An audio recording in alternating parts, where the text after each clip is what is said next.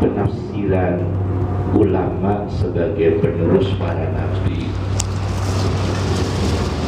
Pertama, kami angkat penafsir dari Spanyol, mewakili dari kalangan Sufi yang diwakili oleh Muhyiddin Ibnu Arabi. Beliau mengatakan ulama penerus para nabi itu terbatas ahli hadis, lainnya tidak bisa.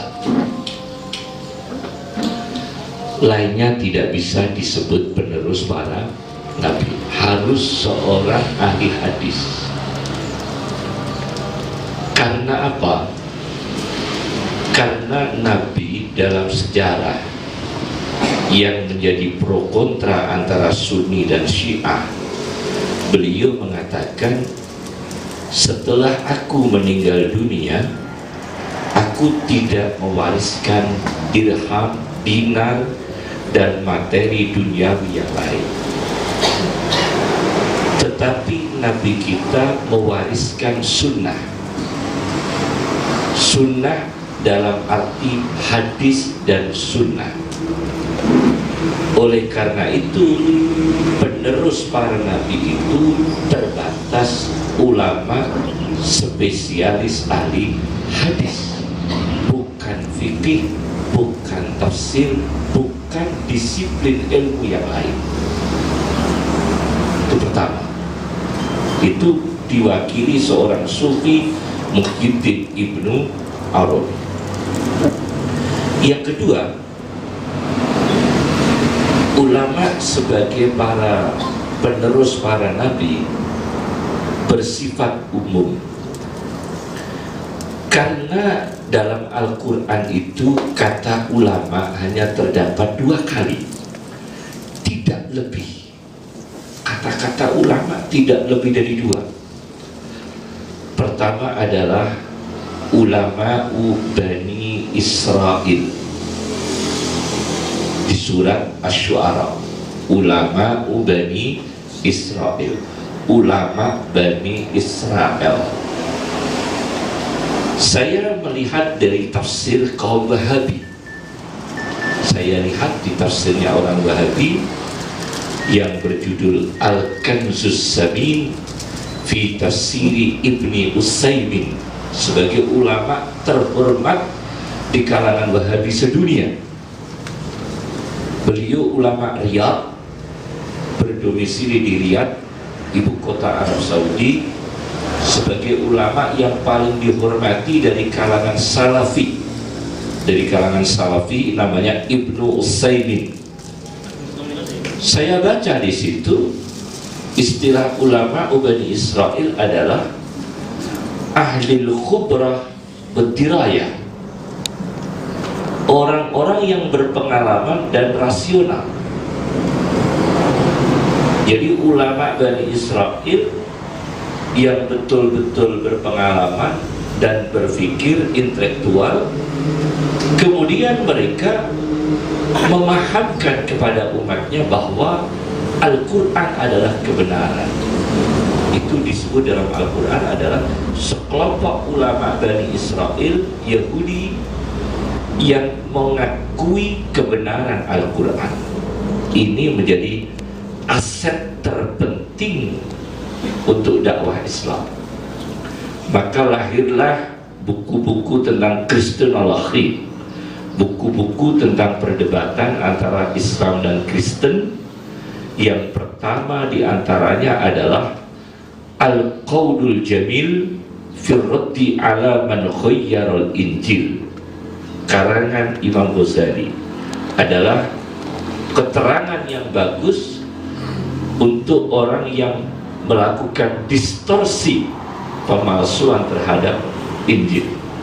Yang kedua dikarang oleh Ibnu Taimiyah, Al-Jawabus Shahih liman baddala dinal Masih, jawaban yang sahih terhadap orang yang mengganti agama Kristiani. Itu juga dikarang oleh Ibnu Taimiyah. Kemudian yang terakhir adalah Rahmatullah Al-Hindi, seorang ulama India yang menulis buku berjudul Idharul Haq. Kemudian belakangnya Ahmad Deedat. Kemudian belakangnya adalah Dr. Zakir Naik yang sering di televisi ya, Dr. Zakir Naik. Nah, semua itu berawal dari harokah, pergerakan. Maka dalam tataran ini ulama itu umum. Ahli agama Islam tidak terbatas ahli hadis, ulama teologis, di mana mewakili umat Islam untuk berdebat mengenai firqah-firqah kelompok Islam. Ulama ahli kristenologi mewakili umat Islam untuk berdebat dengan orang Kristen. Itu tidak bisa dihindari, karena itu merupakan semua agama punya program seperti itu, dan itu sunnatullah. Allah mengatakan, walan tarda ankal yahudu walan nasara hatta tattabi'a millatahum. Orang Yahudi dan Nasrani tidak akan puas sebelum Anda terpengaruh mengikuti agama mereka. Berarti ada kompetitif antara Islam dengan agama yang lain. Jadi orang Nasrani punya ulama sendiri yang disebut dengan apa itu kisisun. Dalam Al-Quran disebut kisisun. Allah mengatakan dalam Al-Quran, dzalika bi anna minhum qissisina. Qissisin itu ulama Nasrani, pastur.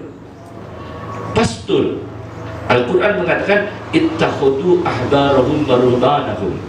Akhbar itu adalah ulama Yahudi, ruhban adalah ulama Nasrani.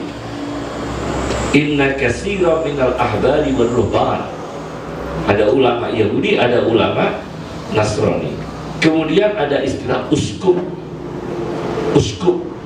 Itu kalau di Indonesia ditulis B, tapi tulisan yang benar bukan B, tapi F ya, karena itu uskuf. Tulisan yang benar itu uskuf, pakainya F ya, bukan V tapi apa? F. Nah, yang kedua, ulama bergerak sebagai ahli agama Islam dan mereka terbuka. Ketika teologis, dia mungkin bicara tentang Sunni Syiah. Ketika berdakwah antar agama, dimungkinkan dia berdebat dengan ulama Yahudi atau ulama Nasrani, karena sebagai ulama. Ketika ada kerusakan akhlak, dia akan berdebat dengan teori-teori psikologi moral yang berbeda dengan Islam. Dia akan berhantaman dengan Max Weber, akan berhantaman dengan Marxis, akan berhadapan dengan Stalin, akan berhadapan dengan teori-teori yang lain. Terbuka ulama Islam, jadi bukan terbatas ahli hadis. Itu yang kedua. Yang ketiga, ulama itu menurut Quraisy Shihab, saya lihat dalam bukunya Membumikan Al-Quran, ada masalah yang disebut dengan interpretatif. Jadi suatu perkara yang butuh ditafsirkan. Yang kedua adalah filosofis, suatu perkara yang dalam dunia filsafat. Yang ketiga adalah metafisis, suatu perkara yang tidak kelihatan mata, seperti persoalan iman, persoalan akid yang sudah membuat kemusyrikan sekarang ini ya. Ini sudah ramai, itu sangat bahaya itu, tentang akid. Di Demak itu DPR wajib bawa akid, tapi kok nggak diwajibkan bawa surat Yasin. Di Demak itu DPR diwajibkan pakai apa? Akid, tapi tidak diwajibkan pakai surat Yasin. Aneh, luar biasa. Bahkan akid itu banyak kaum ustaz.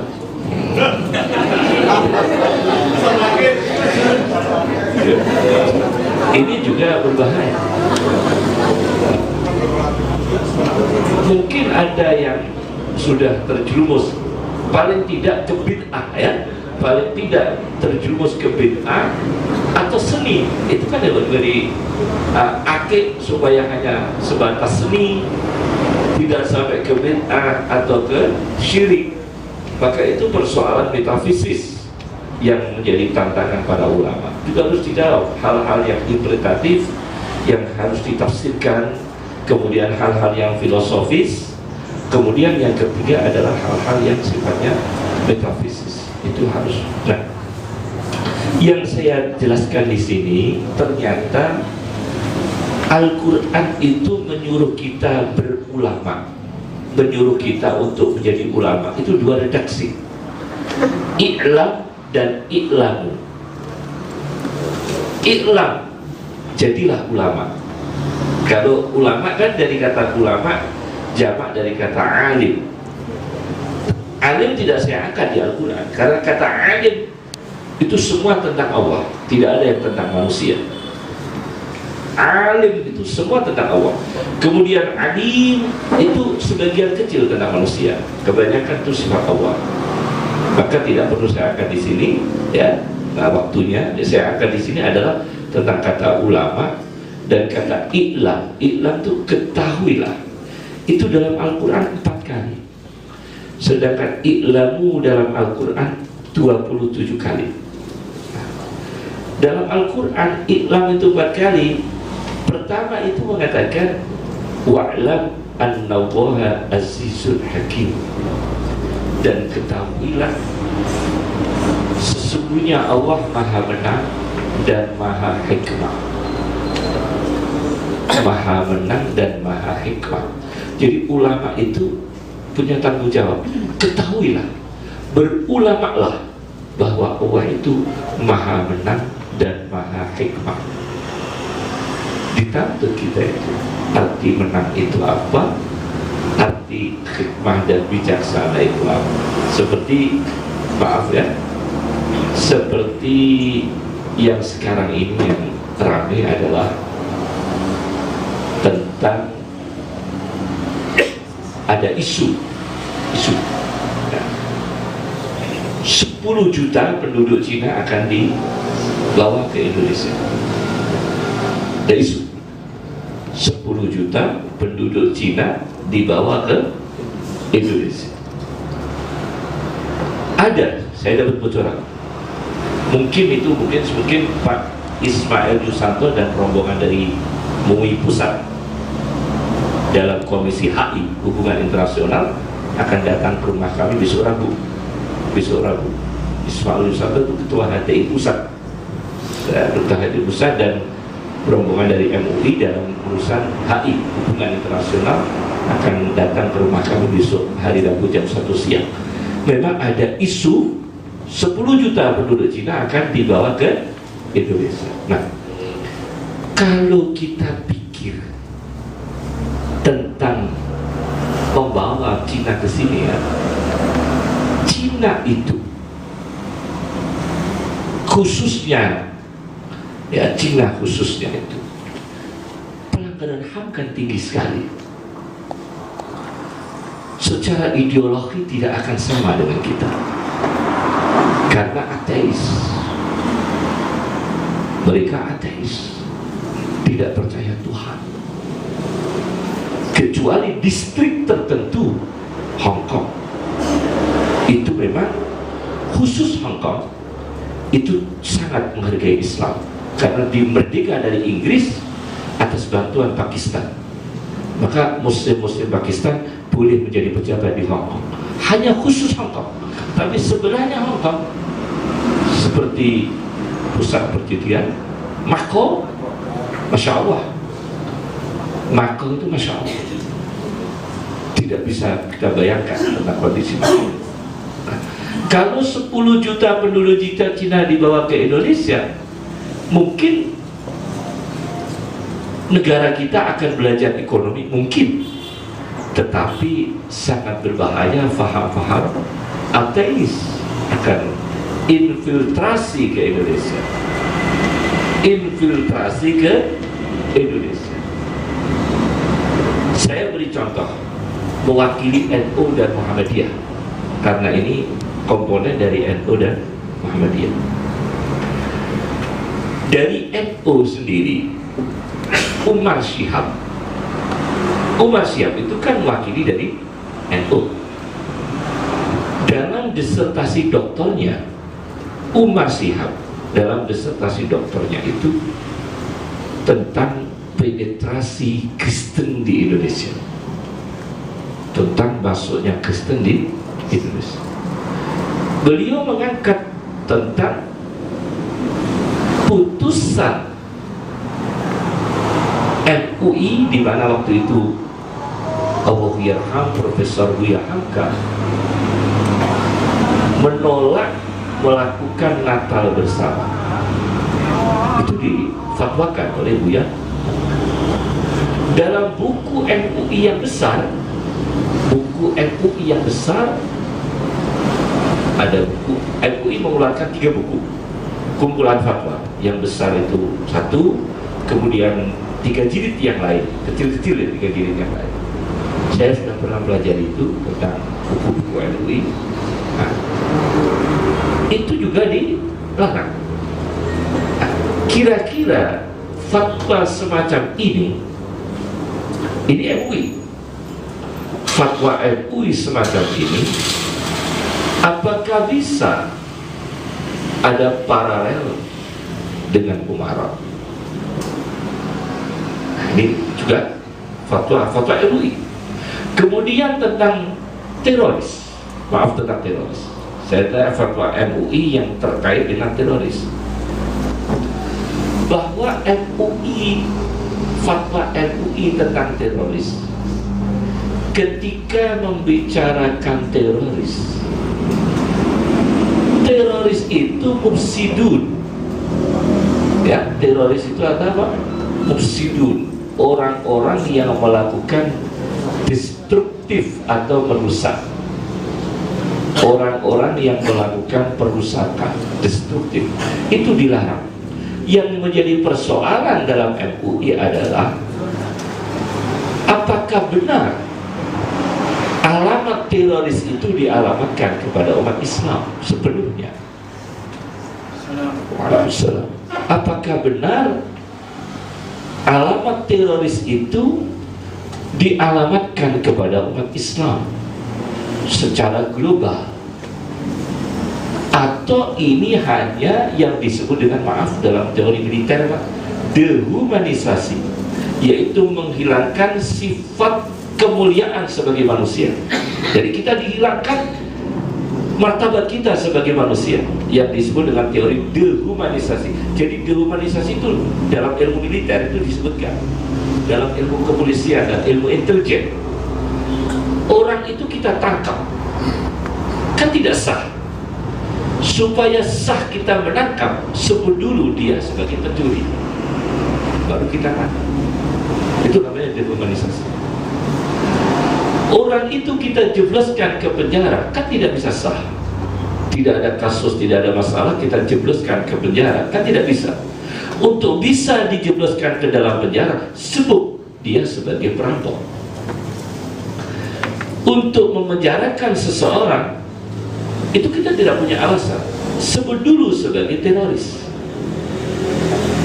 Dan ini juga banyak, sebab istilah teroris yang ditangkap itu, kalau Anda baca dalam kelompok-kelompok Islam yang diwakili oleh Majelis Dakwah Islam dan komunitas umat Islam DKI dan sebagainya, para habaib dan sebagainya, itu tentu tidak bisa menerima gebyah uyah ini teroris, tidak bisa. Bahkan MUI dalam fatwanya juga membuka tentang agresi negara-negara sekutu pada tahun 1990 ke Kuwait, ya, membela Kuwait, kemudian menghancurkan Irak. Dunia akan menafsirkan jangan-jangan ini Solibi, ya kan? Dunia akan curiga, jangan-jangan ini perang Solibi. Itu kan tafsir yang realitas.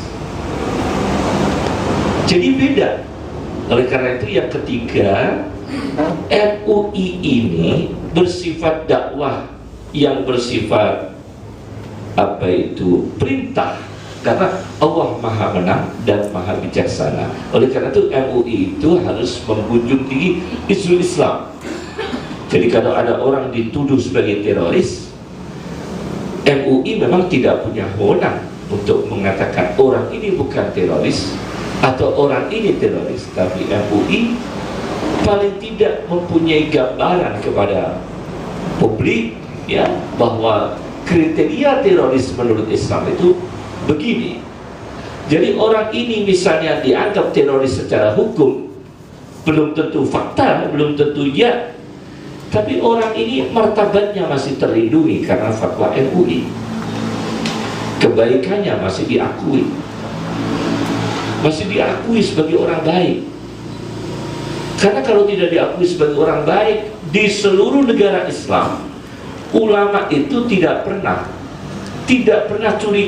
terhindar dari curiga-mencurigai dengan penguasa. Dewan Fatwa Al-Azhar tidak akan sama dengan pemerintah Mesir. Tidak akan. Ulama Mekah tidak akan berjalan baik dengan umaroknya. Tidak akan sampai sekarang.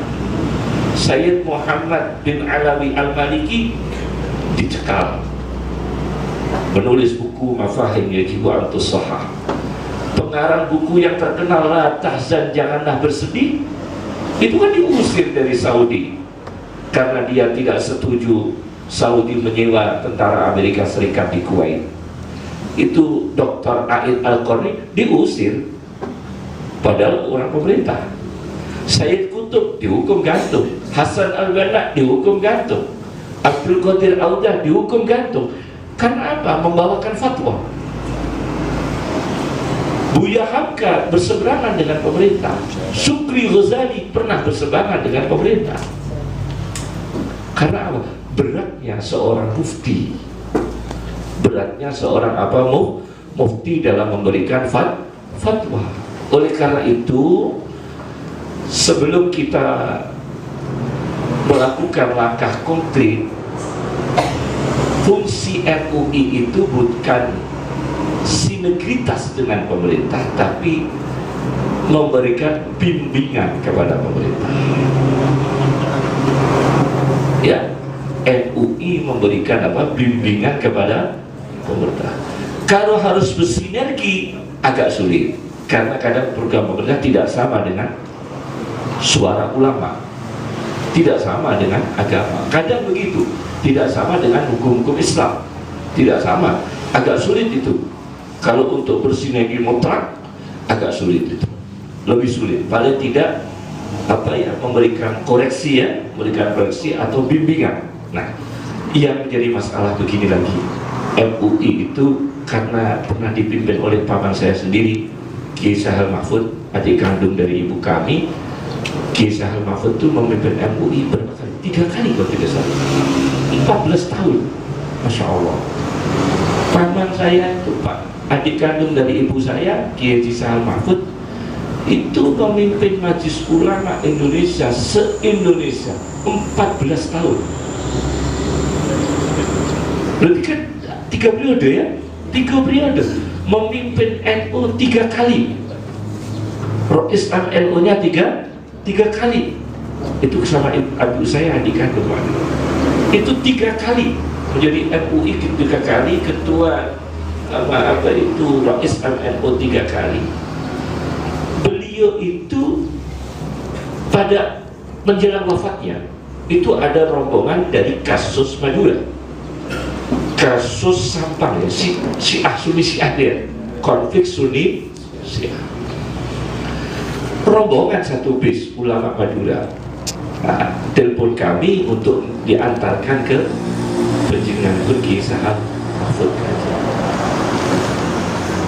Saya bilang di telepon itu, karena sudah perjalanan telepon minta diantar, maaf ya kalau Kiai Sahal itu tidak mau antagonis, karakternya tidak mau punya musuh, ya kan dulu. beliau tidak mau bermusuhan. Jadi Anda ini dalam wilayah fatwa atau membenarkan sifat agresif lain. Jadi fatwa benar dan tidak, itu fatwa. Tapi kalau melakukan tindakan konkret fisik, itu lain, bukan fatwa. Lain itu. Jadi kalau fatwa itu kita halal haram fatwa. Tapi kalau sudah melakukan tindak kekerasan yang tidak bijaksana di luar kearifan, itu bukan wilayah fatwa sebetulnya. Fatwa itu halal haram. Dan larangan nahi mungkar, amar ma'ruf nahi mungkar itu juga dalam fatwa, tapi dalam masalah teknis. Karena Islam juga membagi, ada namanya ulil aidi, orang yang berhak punya tangan. Ulil aidi dalam Al-Quran kan ada, bukan hanya ulil amri. Ulil amri ulama. Sementara ini ulil amri kan ditafsirkan pemerintah. Itu sebetulnya tidak ada dalam tafsir. Ulil amri tafsir yang diakui, ulil amri itu justru ulama. Ulama yang berhak perintah mengeluarkan fatwa halal dan haram. Jadi ulil amri itu tafsir yang umum populer adalah pemerintah, padahal tidak ditemukan dalam tafsir itu. Saya juga heran. Ulil amri itu ulama. Maka kalau Bang Terusak mengharamkan rokok, ini ulil amri.